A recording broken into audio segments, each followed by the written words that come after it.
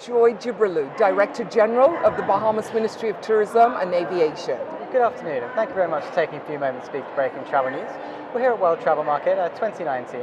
How important is it for you and your partners to be here in London to connect to the industry? As we know, World Travel Market is one of the largest, if not the largest, travel and tourism trade shows in the world. To be absent would be actually a very, very poor decision. It is even more important for the Bahamas this year, coming on the heels of Hurricane Dorian, and the need for us to get the message out that the Bahamas continues to be open for business.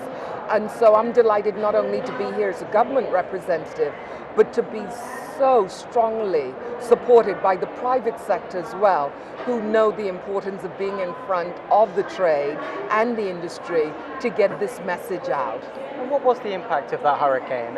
It was perhaps misrepresented. It wasn't as damaging for the tourism industry as perhaps it was led to believe. Yeah. You know, one of the great things about the Bahamas, and an advantage, is that we are an archipelago consisting of 700 islands and over 2,000 keys. We actively promote 16 of those islands.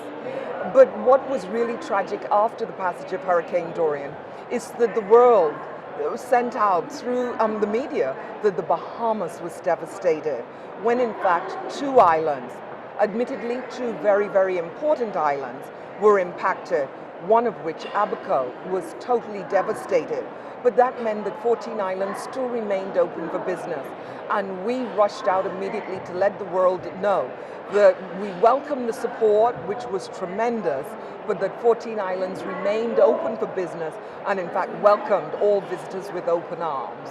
You have another opportunity to get that message out in January, I believe. You're hosting both the World Travel Awards and Caribbean Marketplace. That's a fantastic opportunity to let people know you're still open for business. Over the last 5 years, the Bahamas has had the opportunity to host Caribbean Hotel and Tourism Travel Marketplace, I think 3 times. So when we were asked to host it in 2020, there was a little bit of reticence, like, okay, we've done this 3 times over the last 5 years. But this is perhaps the best opportunity possible, because we will invite the media, travel trade to the Bahamas, Nassau specifically, where they can see firsthand that Nassau, Paradise Island, and the other out islands in fact remain open. We look forward to having them visit all the other islands that were not impacted, but to showcase, first of all, how important Bahamas is. It's up, it's running, they're continuously adding new product, new restaurants. They're opening up soon, next year I believe, a new water park feature, and that's a further $300 million investment to that project. But we also hope to provide the opportunity to see the newest hotel offering in Nassau.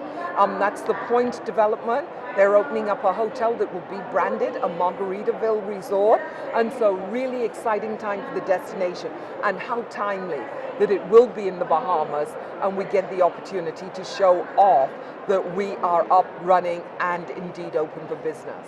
And just a final question. You've been working with your partners from Jamaica and the Ministry of Tourism there, Bartlett, on the Resilience Centre, on building up the anticipation for any future disasters. Yeah. What can you tell us about that?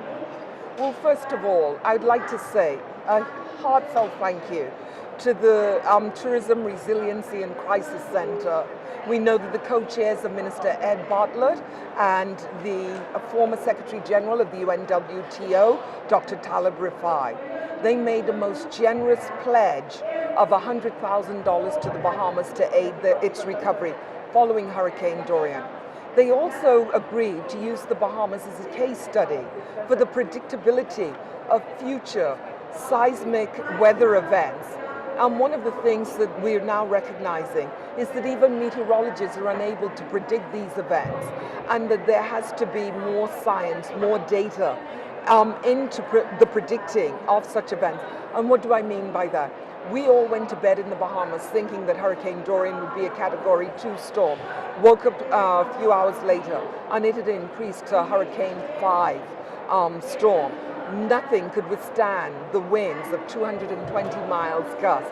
And so I applaud the center the work that they're doing in sustainability, into the management of crisis, into looking at resiliency.